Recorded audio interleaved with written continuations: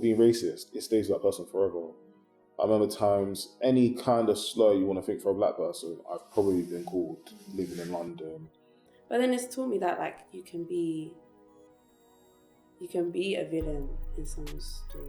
Anything you experience as a child, it comes back to haunt you as an adult. And like most of the experiences that we now experience, especially mental health, are all a reflection of what we used to experience as a child.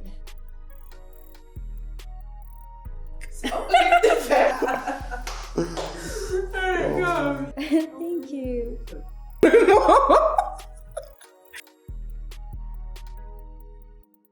Everyone has bad days. There's probably maybe like a day or two in a year, a year, like 6 months. Yeah, 6 months that like you don't feel great, but like it passes. So I don't think like my mental health stays low for like a long time. But I'd say the last time it was low for a long time was maybe like a few years ago, probably. Yeah. I approached it wrong. I thought leisurely, never gonna happen. And that was the last straw on the camel's back. I felt this build up towards Valentine's Day, as every single person does, where you're just delusional. And it has nothing to do with Valentine's Day, Beyonce, realistically, but that was my last straw. And I laid in bed and cried about it. Called my friend and I said, I can't do this anymore. And he's used to this. Every 2 months, I'll do that. I can't do this no more. He's like, Liz, you've done it before. I'm like, I know, this is ridiculous now. And yeah, we just talked through it, and it's a collaborative experience. When he's low, I get the call. So we just and I got through it at the end of the day. The last time mental health was low was start of June. I just come out of like a really bad breakup at the time, and I think it hit me harder a lot more in the sense that like, let me not sound over dramatic, like I've never trusted nobody in my life before, but like I find it really hard to trust. And it was like when I trusted that person and essentially that person couldn't meet the standard in order to allow me to continue trusting them. It was like, me breaking up with that person was hurting me more than it was hurting them. And it was really like bad. I was going through depression. There was times I wasn't leaving my room or saying anything for time. Sometimes I'll go to church and like, physically I'm there, but like everybody's talking to me and I'm just nodding my head, like doing or trying to play up to a character. And one thing that really made me like proper kind of start to slip out of that rut was when you literally were like, I think I called you one time by accident and we spoke and you were just like, yo, like I see you at church and like you just don't look like yourself, like what's going on? And I think talking really helped at the time. Going gym really helped.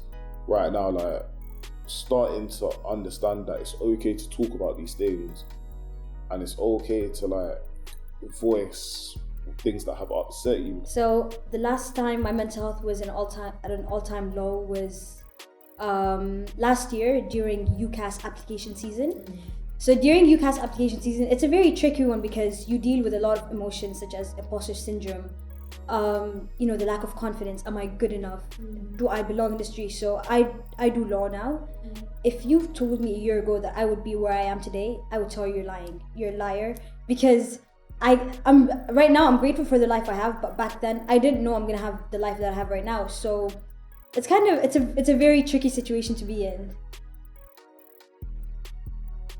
Go to God. I do it very like colloquially as well. I think like recently in my faith journey, I'm trying to be very casual about it and not like very structured. Because being like I was raised religious as well, so it's very routine for me at times. But like university is not. It's supposed to be routine. Like you have a timetable, but it's around the clock, and like your emotions and your relationships and like life itself doesn't really stop. So like having like God is like a constant. Because I do go to my friends, or like I journal and I have outlets. Yeah, I like to write actually a lot. and I have those outlets, but sometimes I just can't do that right now. But like, I can talk to God anytime I want. I grew up in a very supportive family, but there is that African parent element. So right now I tend to experience like certain mental health issues, and I might not be as open to talk to people because I wasn't used to that as a child. I did not have anybody to open up to. So I was kind of just like shut down every time I want to talk about mental health. So now every time someone tells me like, I'm there for you, talk to me, it's like, it's a loop, like it's a response that I have where I do not open up. Although I'm a social person, I'm a social butterfly, but in terms of like the mental health aspect, I keep it to myself. So every time I'm struggling mentally, I tend to isolate, and that is not particularly the best idea, but it's just, you cannot control it. That's just the way you're conditioned to be. My support system, like I've got like, we're like basically like a group of 4. So like 2 of them are in Italy because that's where I grew up in. So 2 of them are in Italy and another one is here. So it's like 2 of us here and then 2 others like in Italy, and they are literally like my support system. Like if I ever need to choose what I want to wear, like I literally wake up and go to bed with them, like on the phone, like constantly on FaceTime. And I am so grateful for like them being in my life because they are literally like my support system, like on a daily basis. And yeah, so when I'm feeling the lowest, and even when I feel happy and any emotions that I feel like, I always call them. Gabby, and Emanuela, if you guys are watching, I love you guys. But yeah. Essentially, the support system I have today is probably a lot more better than it was before. I think having my mum in my support system and listening to a lot more of what a woman says, I feel like if anything, it's actually helped me more than listening to what my dad says sometimes. Like, sometimes I think my mum, if anything, has helped me more in life as a supporter, and as my sisters also do, than most like my own gender. So I feel like with talking to women and stuff, like they understand that sometimes it's okay to be vulnerable. It's okay not to feel the best that day. And I feel like having a support system that's so the group are a lot more stronger in terms of black women. I feel like it's helped me, if not more, like I'm better for it because they've helped me mentally, like with a lot of things. They helped me move past a lot of issues I've been stuck in. You can't help someone. You can't give them a paracetamol. You can't wish it away. It's something they have to go through.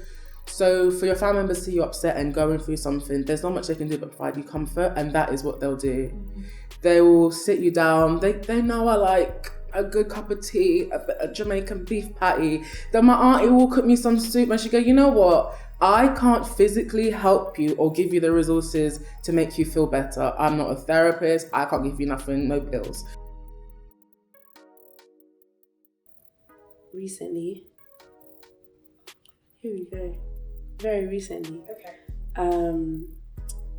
But it was more a case of like having a realization that my actions have shifted something in someone else, if that makes sense. And it's ironic because obviously I'm the welfare officer for the whole society, but in my personal relationships, I haven't done my due diligence in stewarding the welfare of someone I called my friend. But then it's taught me that like you can be a villain in someone's story. I would say yes. I think guidance is necessary, especially when it comes to young men, because at the end of the day, like, young men, in my opinion, are some of the most misguided people out there, especially when you look at today's media and what the kind of media a lot of us young men consume. It's either like a lot of them are being preached to about women are this, women are below this, it's discrediting women and how they are to be controlled and whatever, and to be and to be like controlled and mastered, rather than that is a fellow human being, and to treat women with respect. And then the other half is, you know what, it's glorifying drug addiction and gang culture, and those things that don't need to be given to young boys.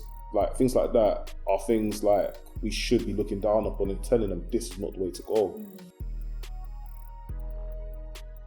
If we're talking now, I would probably say a lot of them give me confusion. Not to dig out my race alone or my gender alone, not my gender, sorry, dig out my gender alone, but I feel like there's a lot of guys like who are around my age or a little bit older who be like, oh, like, man's doing this with this girl, or like this is, and it's like they put pressure, or sometimes we end up putting pressure on ourselves in a friendship group, and you don't know what that's doing to a next man.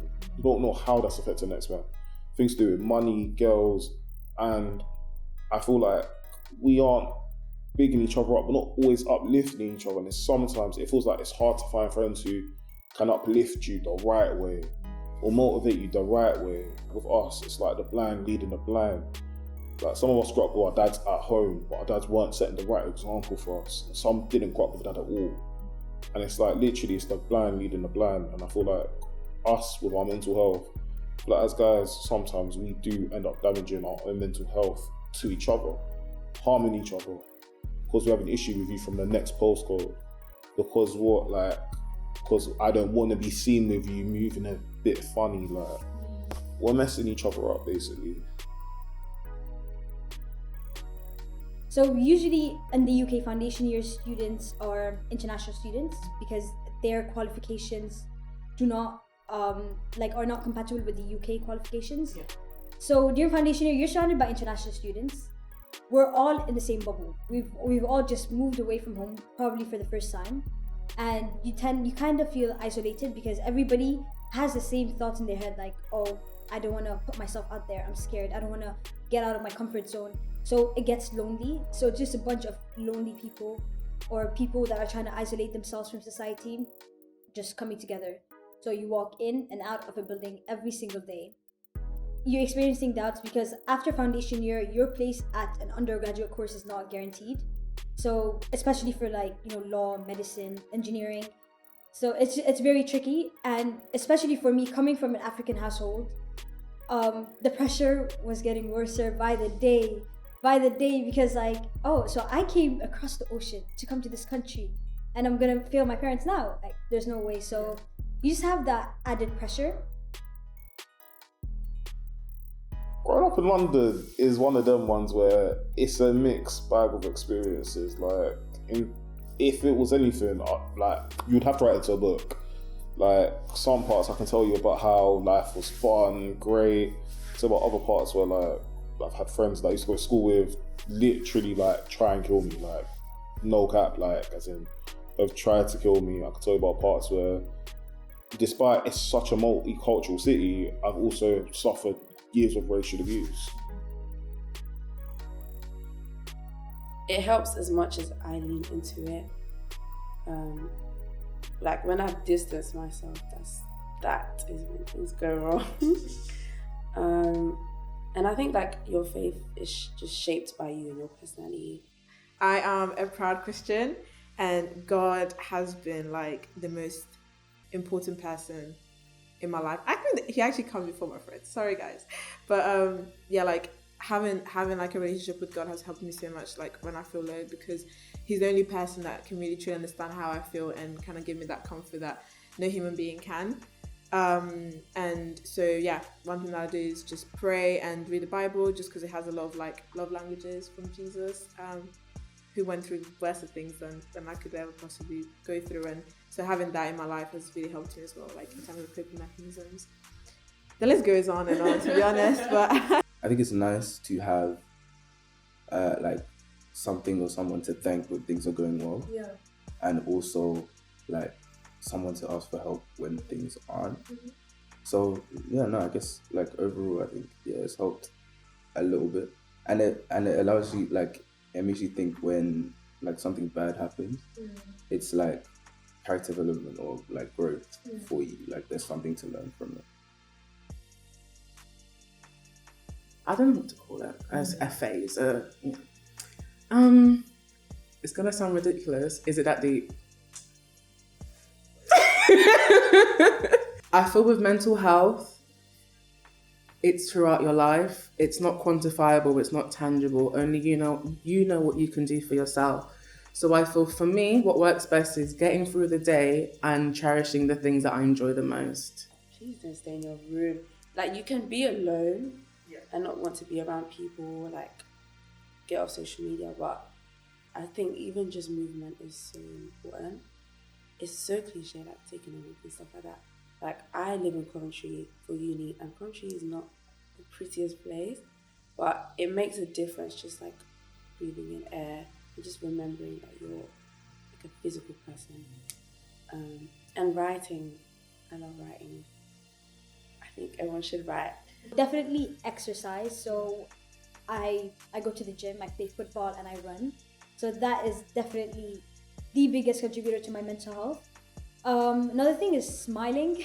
It's odd, but if you smile, you're conditioned to like become happier. I've tried it. It has worked all my life. I'm a smiler. I'll smile at you. I'll smile at a stranger, in the tube, anywhere. Another thing is journaling. So when it comes to journaling, what I do is on my notes app on my phone, I start with like a random question like, oh, what is your favorite tube line in London? So I say, oh, my favorite tube line is the District line.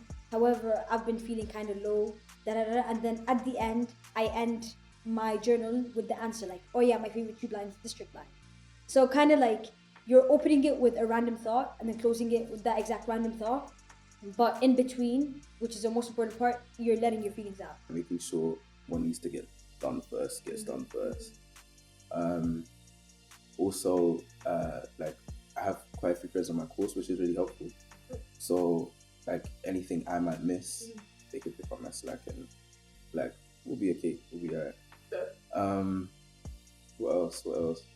Yeah, just making sure you have time for things you enjoy as well. It's really important. Talking about it, exercising a little bit, going on a walk, getting some fresh air, change of scenery is one thing that definitely helps. Like, going to uni is it's like going from one stress place to another. But one thing I'm thankful for is like the change of scenery helped my mental health a lot, because it's like, you know what, this is a place where I'm allowed to be me. And you know what, the depression that was holding me down in London isn't here. So I can laugh, I can smile. And I think that's one thing that really helped me.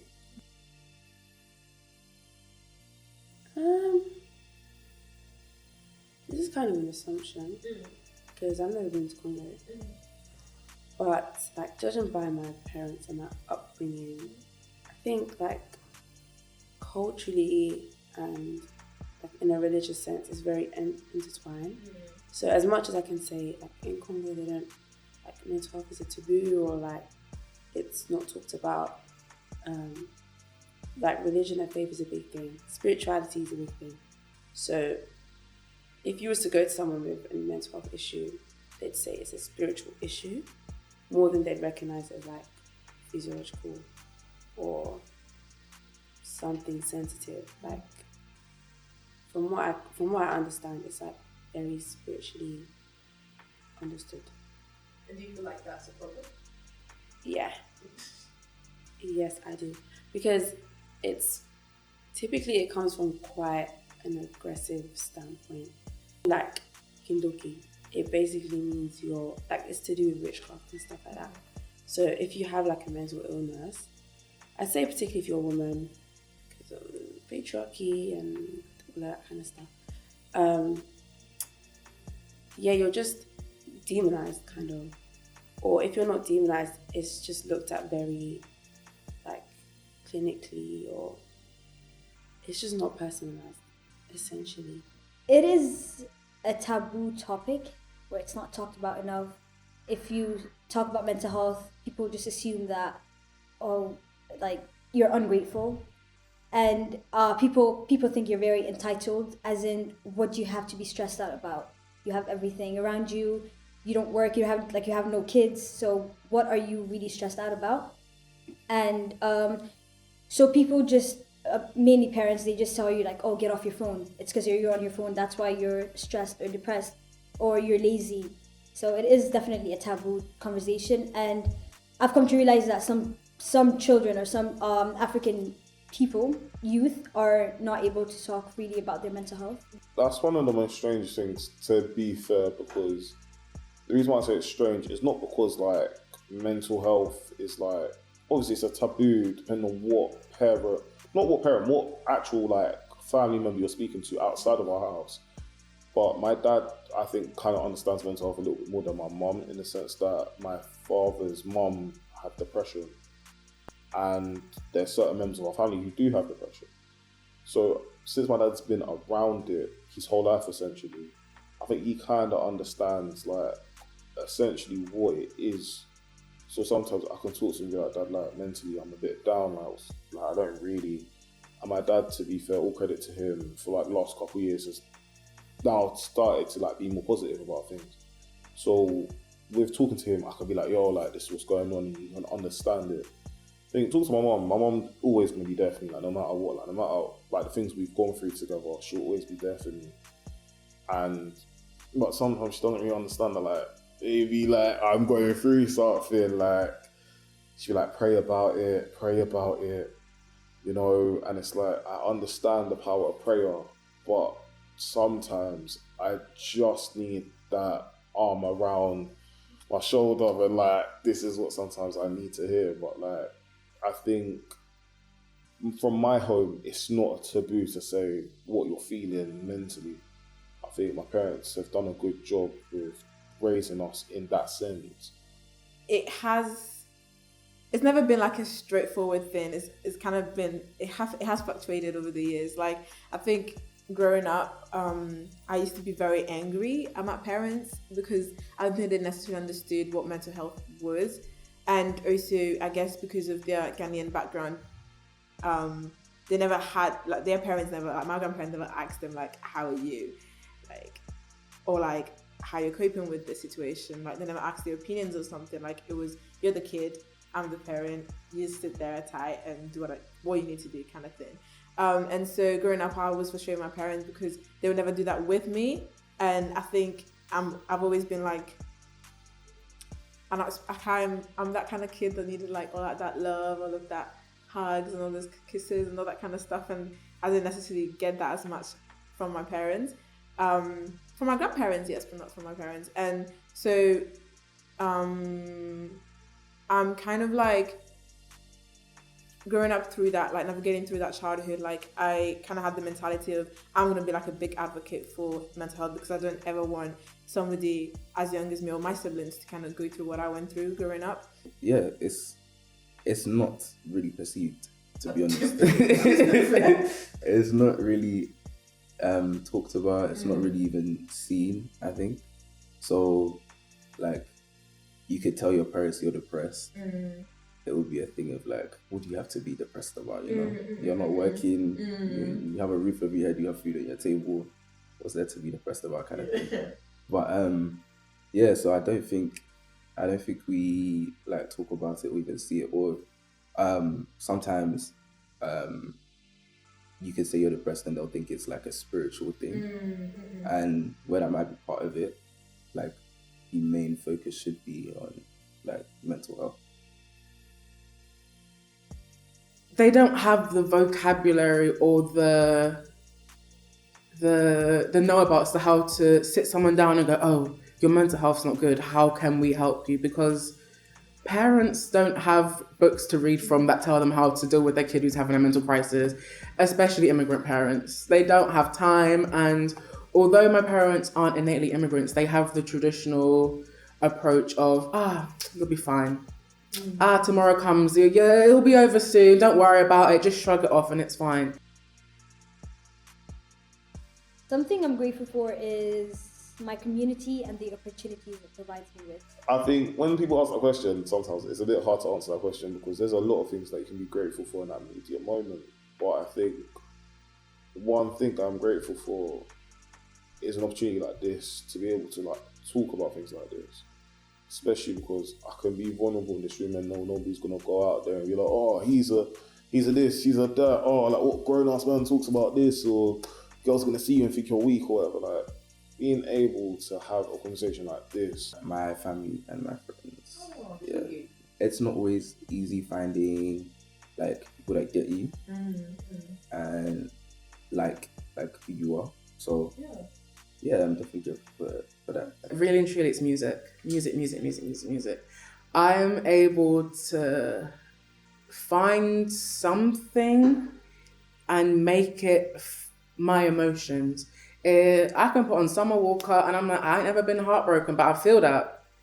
And it's a way to be able to channel your own emotions into an avenue which makes sense.